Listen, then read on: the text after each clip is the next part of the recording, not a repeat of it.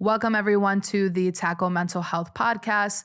I am your host, Abby Sarabia, and today we are interviewing Kattie Braylock and myself. We are talking about RFS, our mission, our agency, and all things that we do in the community. So we're happy to have you here. If you like this, please follow us on Facebook, Instagram, and YouTube by searching RFS T.A.C.K.L E. If you want to learn more information, you can visit our website at rfstackle.com.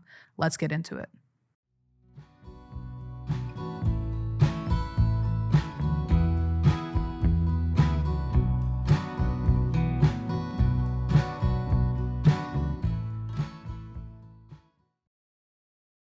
So my name is Abby Sarabia. I am the director of marketing here. I actually started off filing papers, then I was a case manager, and then I was the social media manager and worked my way up to the director of marketing.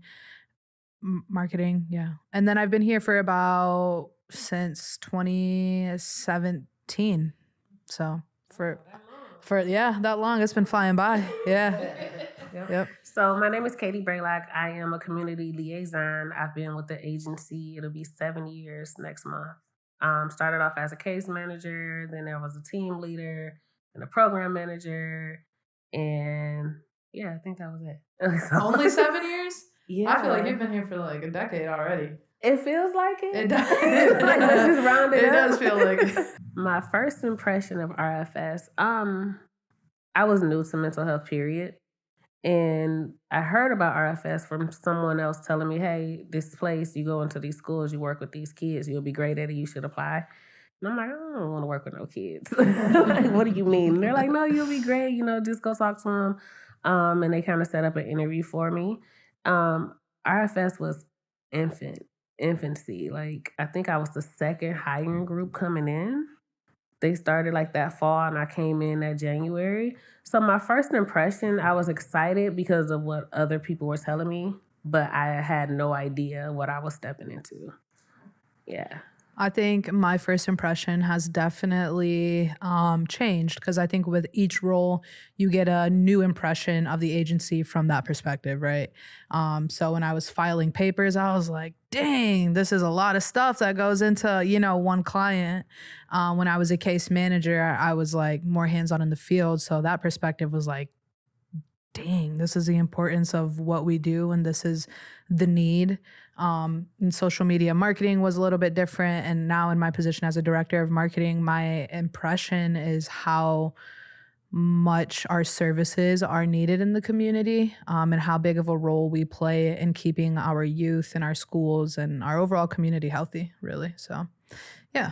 My first impression. As the roles changed, like going from a case manager into management, I will admit that was kind of hard for me because you build such close relationships with the clients that you serve, the families, the communities, the school. And I felt like for a while, like I was losing a part of that. And so even to this day, I love going back into the schools and going back and talking to administrators and things of that nature because of that change. Like I kind of felt like me moving into management was taken away from my impact. But it was when someone else pointed out to me, like, no, now you're managing people. Now you get to push that passion and reach that many more people. So that was helpful for me. But it also goes to show how much we've grown as an agency. There's just like the handful of people that started to some of us are still around now, and seeing how everybody has progressed. Some people are now therapists. Some people are in management. And just the passion and the love has grown even more. So that's a dope factor for me. Yeah, I love that. And just to piggyback off that, like one thing I'll add is the closeness of the agency. Like she said, a lot of us have been here. Well, I've known all of them since I was in high school before I even knew what I wanted to do in my life. And so it's awesome to be able to still see the same faces, to grow with the same faces and have that family atmosphere. And of course, like any dysfunctional family, you ride the waves. But I wouldn't change it because, like I said, I feel like I'm growing with family. And it's a really cool place to be vulnerable, make mistakes, dust it off, try again. That's very much the atmosphere in RFS. Yeah. The grace to grow professionally. Yeah. So because I'm the director of marketing, I'll give you my pitch that I give when we go to fairs and things like that. So RFS is a school-based mental health provider. Essentially, what we do is place therapists and case managers inside of the schools. And what our mission is really to eliminate barriers to access mental health. So we know in our community, a huge problem is transportation. Maybe it's copays, maybe it's insurance and things like that. So by having clinicians inside of the school, really students have direct access when they need it real time. We know that school setting is where a lot of life happens for students, good and bad, unfortunately. And so being able to just have an extension of your mental health clinicians right there is incredibly important and incredibly impactful. Yeah, to piggyback off of that, I'll put it in layman's terms. We provide real time interventions, behavioral health services, case management, and therapy. And that's kind of how I sell the program. We're there with the kids in the school. We go out to the communities. We do the home visits. It's never, you come into an office and you sit down for 60 minutes and you talk to this one person and try to remember everything that happened the last week or 2 weeks. That really doesn't work with the youth that we're working with. So it's real time intervention on a daily basis. We can lay eyes on you, make contact with you, provide those services. Yeah, it is. And the reason, like, how this idea came into fruition is our CEO was a football coach. And he noticed that the numbers of players were like at an all-time low. And when he started asking school administration, like, what's going on with these kids? Why can't we get them out? They were like, because they're raising families or they're in gangs. And the CEO really found a gap in the market to meet the community where they're at. I think so many times we have the expectation that if we have a resource, everyone is just going to flock to that resource. And actually, it's a lot more backwards than that. It's providing the resource and then ensuring that you have the lanes open as easy as possible and as accessible as possible for people to reach.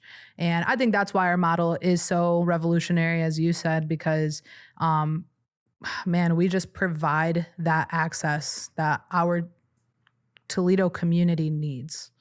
Behavioral health to me, um, it's hard to put it into words, but I will say this. The stigma that was once associated with mental health, behavioral health, I feel like now there's a shift in that. There's no longer the shame of mental health that it used to be, especially in Black and Brown communities. The shame of saying, I need help or I'm struggling with this.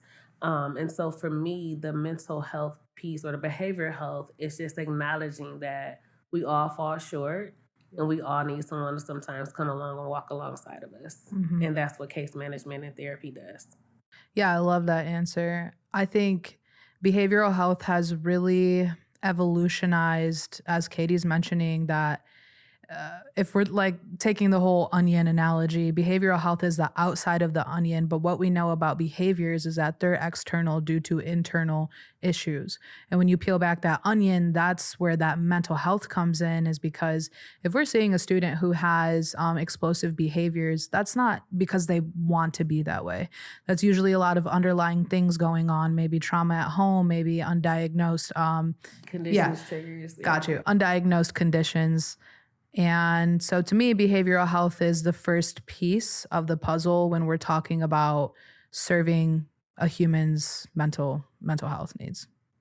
To go back to destigmatizing mental and behavioral health, um, because we were able to put boots on the ground and walk alongside of people, I feel like a lot of communities who were once closed off to receiving any mental or behavioral health services are now open to it and now see it as something that is not out of the ordinary. It's not a label that we think of like, the scarlet letter of, oh, they have XYZ wrong with them that it used to be. And so the biggest impact I feel like in this Northwest Ohio area that we've made is to help to destigmatize that for our communities that need it the most. Yeah, I 100% agree with Katie. I think one of the best impacts I always love to see is the impact that our clinicians make directly on their students. If you go into any tackle school, and you just follow that clinician around, you will see all types of kids, teachers, administration using this resource that's available to them, and not only using it, but being excited to talk about sessions, talk about, the students' mental health and things like that. Um, so yeah, to go along with the destigmatization and also getting students excited. And that's what happens when you have a really strong village to support a student, is that they get excited to open up to the village.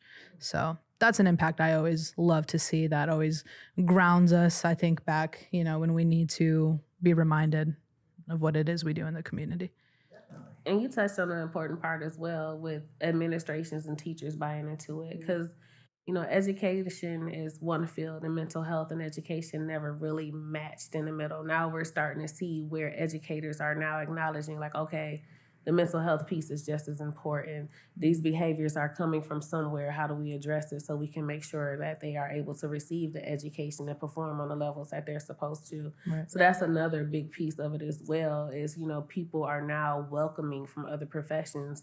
Okay, mental health services, what Yeah. can you help me with? How can we do this as a team? Yeah. So to see that as well. The integration, as our CEO says, the integration of education and mental health is key, because mental health, absolutely, we hear it all the time, but like how it looks in the real world is, if we have a student who isn't having their basic needs met, who didn't even eat dinner last night, if we expect that student to come and be an attentive student at school, that's just not realistic. And so that's where that integration has to meet, and that collaboration is starting to happen a lot more frequently. And to tie it all together, like, that is probably, I would say, the biggest impact of RFS from a macro level. 100%. And I think, just in these last few podcast interviews I've been hearing, an important piece is the adults, the parents, the household. And we didn't mention that out of all the 500 million great things RFS does. But this is a really another important one, is that we are the communication vehicle between student, school, and home. And like you said, we do work with all age groups from 5 years old until 45 if the parent needs it as well. And it's important to have a clinician who's not only invested in one part of the piece, but in all of it. And that's another thing that truly makes us so special. So our mission is to provide innovative ways to behavioral health services and remove barriers. I think the first way we've done that is by being school-based. As I mentioned before, just having that accessibility. And Katie, you want to talk about the innovation of our services? The innovation is, I think, the piece that makes us most successful, because we literally meet people where they are. Mm-hmm. We can meet you at McDonald's, we can meet you at the park, we can meet you at home. And so that eliminates so many barriers to getting services for the average individual. Mm-hmm. And we do it on a daily basis. It's not only on Thursdays and Fridays can I do this. No, every day of the week we're out in the community, we're out in homes, and we're making that happen. And then also just the way that we've integrated into the schools and to provide services and to march alongside of school administrations and teachers as well. And from a client's perspective too, one thing I'm always really proud about is how individualized each treatment plan is per that client. So not only are we obviously addressing the mental health aspects, but we're integrating their passions. So if we know a student is very passionate about basketball, we know, okay, boom, this is what is going to allow us to make the most headway in trust and relationship with this client. And so shout out to our clinicians, because they do an incredible job of getting to know their clients, and really individualizing their treatment towards that. Yeah. So Different by Design is the motto our CEO developed, and Different by Design is kind of an accumulation of everything that we've just talked about. Like, we really, as an agency, thought about the gap. We thought about where we can best serve our community, and we designed it for that purpose specifically. Yeah, it's intentional for sure. Extremely intentional for Toledo, Ohio. And it's a model that has happened to work throughout all of Northwest Ohio. But it was designed to be different for our Toledo community first. Going off of what you're saying about traditional methods with behavioral health it's just I think when you're dealing with children, with students, with adolescents, you have to, as Katie keeps mentioning, meet them where they're at. Not every 12-year-old is going to have the threshold to sit in a 1-hour session and remember all of the triggering moments that happened or things like that. And then like parallel to that too, like I said, with being in the school, we can see a lot of those little triggers that happen that we wouldn't normally see unless you were, right there with the students. So students coloring, maybe they go out of the lines and then it's an explosive behavior. Where did that come from? How did that happen? So we're able to really just like get in there with that real-time intervention. And that real-time intervention ties back to the Different by Design. I was a case manager. At the Rosa Parks Elementary. Shout out Miss Richburg. And we collaborated on the 8th grade fundraising scholarship. And what we did is we did basically like a little community festival with a talent show that showcased all the talent at Rosa Parks that the students have because they're incredible. And it was really beautiful to see that community come together, to see the school's participation, to see people from all over the neighborhood feel safe, support one another, and support a bigger cause of their students and their community. And I was so lucky to be a part of that. I DJ'd it, and I had like a lot of my friends come and volunteer. And to me, that was a really special moment, I think, and it'll always be a special moment in my heart. I've been through the ringer. I've had pies thrown in my face for raising candy. I've been duct taped to walls. All for the students. All for my babies. So those are a couple of the fun ones. One of the most serious ones that is near and dear to my heart is, I want to say, the first graduating class. So when I started as a case manager, I was in K through 8. And so to see my 8th graders that I started with graduate from high school, that's a moment. There was a tear. Just to know when you're working with these kids and you see the backgrounds and the obstacles that they have to overcome, but to see them make it to that finish line when back in 7th and 8th grade, they didn't believe it themselves. And to have to keep, speaking that into them and reinforcing that, and to see them on graduation day and to get that hug and that thank you. Yeah. So that's my favorite moment. But yeah, I've been through it all. I've seen principals kiss goats. We do a lot of fundraising, a lot of fun stuff. Yes. Carrie dressed up as the Grinch. Yes. That is hilarious. I just want to touch on what Katie said about like the obstacles that our clients face. Please, whoever's listening to this, don't think that our kids are going through kid-like traumas. Our kids are being put through adult situations every single day from the age of until they can start, till they start talking, right? So the obstacles that these kids face, if we were to go through just the average student, is tremendous. And these students, our clients, are so extremely resilient and have so much fortitude that it's just really always a special to be a part of their journey, because working with them in their mental health and all of that, we know what they go through. And seeing them win those mini battles that turn into big battles, that turn into life-changing events, is the whole entire reason that we're here and we do what we do. Yeah. Number one, I think our CEO has really instilled in me the importance of trust in relationships. Trust in relationships with your coworkers, trust in relationships with your clients, trust in relationships all along, I'm getting on a tangent. So the way the way trust in relationships translates in my everyday life is I truly just try to show up for the person beside me, no matter who that is or what they look like. Because when you have that built, you actually give yourself a lot more room for error and to be humanized, right? And then I think another thing that I really, really love, and we keep talking about it, is meeting people where they're at. There is no sense in having an expectation of someone that they can't meet and then be upset that they can't meet it. If you can collaborate and meet each other, where it fits best, you are going to get the best result every single time. That's good.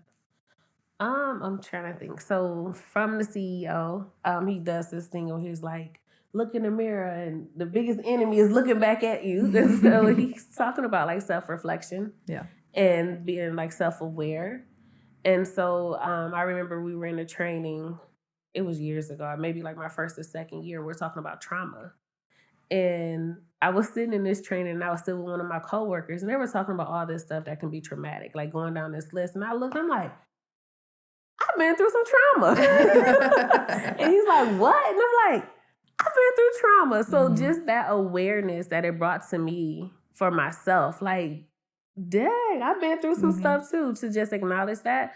It also helped me now, like, I see people where they are, but I also acknowledge like there's something behind them too. Right. There's something that they're coming with. There's baggage. Like, what is that? How can we unpack that? Because here I was 30-something years old and didn't even realize, like, girl, you've been through some traumatic stuff too. Like, and the most people walking around, we don't stop and think like, oh, that was trauma. We're like, oh, that happened. I got to keep on moving. I got to, survive. I got to keep it going. And so just acknowledging that, like, everybody has a story. Everybody's coming with something, including yourself, and acknowledging what you're coming with. What are you bringing to the table? What are some of the things that may stunt your growth or stop you from perceiving things how they really are because you're kind of shielded because of how you feel about the trauma that you've experienced. So I think if I had a tackle person, let's just say when I was like in 5th grade, I think that would have changed my life tremendously. I think as a 5th grader, I was battling a lot. I was overcoming a lot. And I didn't really have that village person saying, good for you. I'm happy you're here and I'm on your team. And if you need help, you can reach out to me. I think having that person in your corner, especially at a young age, it normalizes asking for help, which is something that our Black and Brown communities do not do well. And that has a whole, lineage of trauma itself. But that asking for help and having that ability to will seriously put you in so many successful situations as you get older. So yeah, I think to answer that question, that's my answer. Yeah, definitely just the acknowledgement of it, the acknowledgement of mental health, the acknowledgement of behavioral health. Because, like I said, I didn't learn this stuff until I was 30 years old. So, like, our kids nowadays, they have the power to change and do things that we never would have thought of doing because they have the knowledge now of, okay, this is a mental health situation and this is how I can cope with it and this is how I can overcome it.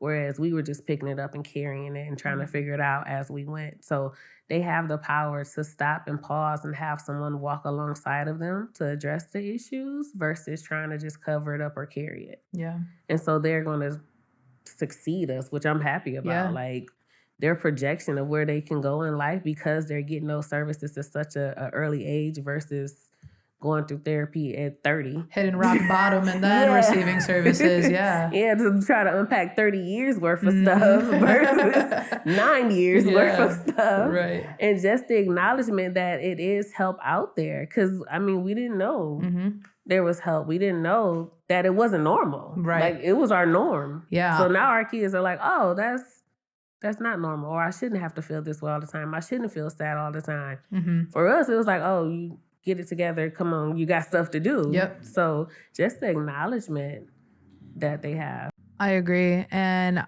preventative is so huge.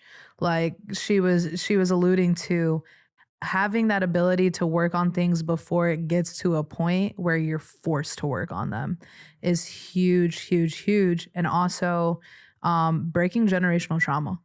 Having that ability to have a mental health influence young in your life. So hopefully by the time you are ready to have children or start a family, you're breaking all those curses that were born with you, right? And you're the one that's educating your parents and grandparents on how to be better. And ultimately, that's how we raise a better community. We create change agents. Like we're changing them, and they're going to in turn change us and how all of us operate. No, I'm getting old. So the next generation, just to be confident individuals in who they are and totally aware of who they are, that's going to change. Like our generation, we try to say we were like so confident, but we wasn't. Right. We were not confident. We were having identity crisis. Like I feel like our kids aren't going to go through that stuff because they are dealing with and addressing it now in real time. And so they're going to shift everything. They're change agents. Yeah. It's all going to shift with them. That's a great word. I love that. I would like to say before I make any recommendation for working for any mental health agency to ensure that you are the right person. This is definitely a special field with incredibly special people, and it's not easy. And I think anybody who works in this field in any position will tell you that. When you're trying to change lives and you're so passionate about our youth, you may get ahead of yourself. You may, you know what I mean? There's only so much one person can do. But if you are that person who is dedicated to making a change, the reason why you should work for RFS is because we are the vehicle that's driving true change in the community. And this is no knock on traditional services, but it's a lot less effective for our Toledo population. And so if you want to be somebody who is basically a part of raising the next and better generation in Northwest Ohio, this is the agency for you. This is how you do it. It is not easy, but you are absolutely planting a seed and growing a tree that's going to then affect so many more lives. And like I said earlier, that's how you change a community. That's good. I would definitely say burnout is real. And you have to be a person who have already started to at least tackle your own demons. Because you get into this field and you think, oh, I'm going to go help everybody, and you can never pour from an empty cup. So you have to be aware of who you are and where you are in life so that you can be most effective. It's very rewarding, but it's also very taxing. There's going to be cases and stories and situations where you will sit down and be like, what did I get myself into? But if you have that drive and you have that compassion and you have that empathy, it'll get you through it. Yeah. But you have to have that stuff already within. Like, we can't give you passion. We can't give you empathy. It has to be already there because that's what you're going to need to get you through the situations that most professions don't even have to ever imagine, but we'll sit across from a kid and they will tell us stories, or we'll have to walk them through situations that have happened or that are happening. Yeah. And so it's not for the faint of heart. Like, honestly, you have to have a big heart, a heart of courage in order to do this work. Yeah. And so it takes a special person. Not necessarily, but I would like to shout out RFS and all other agencies like RFS that are community based and home based. Because, you know, as I keep mentioning, meeting clients and families and adults where they're at is huge. That's the only way we make it accessible. That's the only way we open up conversations for change and for better, you know, mental health and ultimately a better next generation. And so just shout out to all of the CEOs, the founders, and the case managers, therapists, all the administration work that goes behind it for doing this work, because it's so vitally important. Because if we don't have a community in our next generation, we have nothing. So let's have a healthy one. And yeah. I like to shout out our community partners. You know, as a TPS grad, you know, born and raised in Toledo, to see now, it's crazy because some of my teachers and counselors I'm not working with. But to see, these institutions being open and honest and having these conversations and welcoming us in is big for me. So shout out to them for, taking those steps and being progressive in that aspect of acknowledging we have behavior and mental health issues and welcoming us in to help address those issues. Yeah, that's huge. It was a good one.